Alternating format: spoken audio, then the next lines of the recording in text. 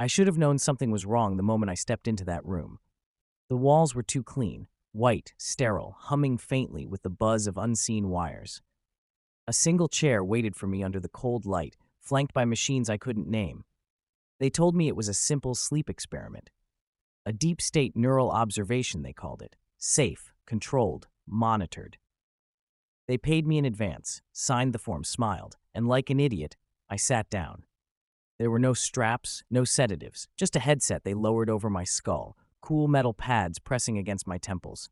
I remember asking, "How long will it take?" And one of them, this tall, pale man with eyes like glass, said, "If it works, you'll know." That should have been my first warning. The light dimmed. I heard the door lock behind me. And then, nothing. Silence. No dreams, no sensations. Just an endless black ocean where time didn't exist. Until the whispers started. At first, I thought it was just static in the wires, faint clicks and hisses. Then words, gurgling, wet, overlapping in a language I didn't recognize. I tried to move.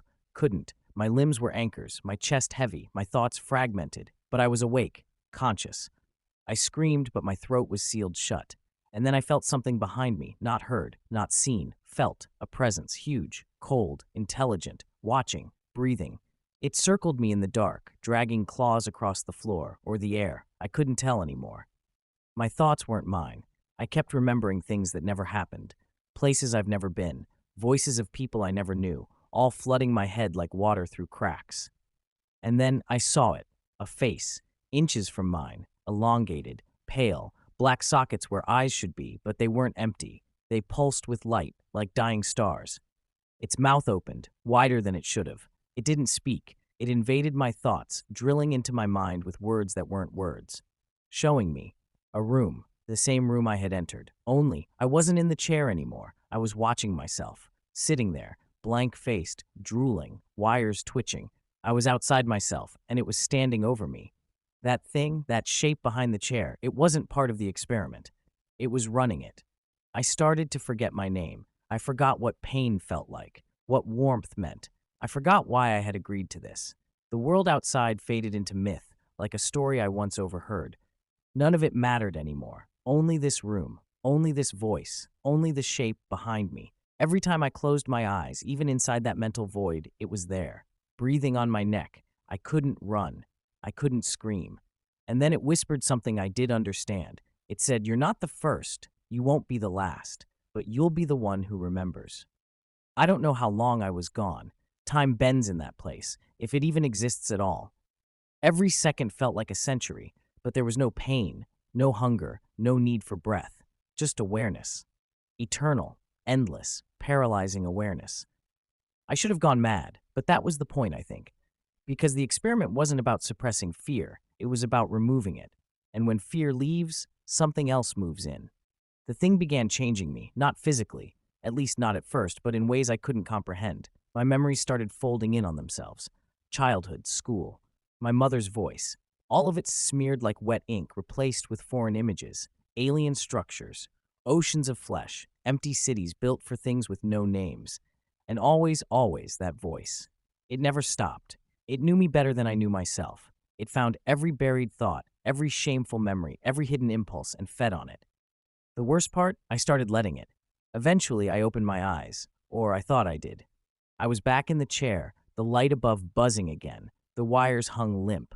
My body moved. My lungs pulled air. I blinked, sat up. But it wasn't real. Something was off.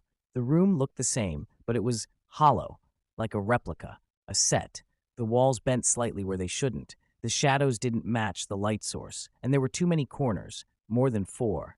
My hands were still mine, but the skin felt wrong, too tight, like a costume stitched from memory. I wasn't in the world anymore. I was in its version of it. A thought hit me, sharp and sudden. What if this is what happens to everyone who fails the experiment? They don't die. They don't wake up. They just stay.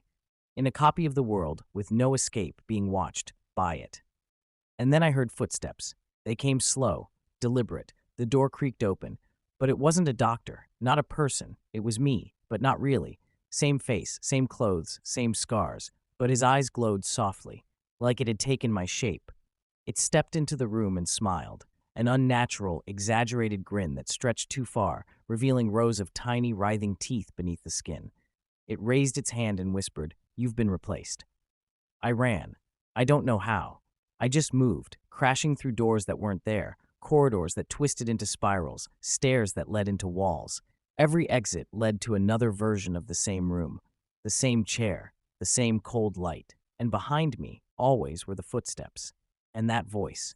Never angry, never loud, just patient. Now I'm here, talking to you. But I don't know if you're real. I don't know if I'm real. I don't even know if these words are being spoken or just played back, a recording in someone else's nightmare. If you're watching this, if you're hearing me, please don't sign up for anything. Don't let them wire you up. Don't let them take your fear, because once it's gone, you'll feel something worse, and it never leaves.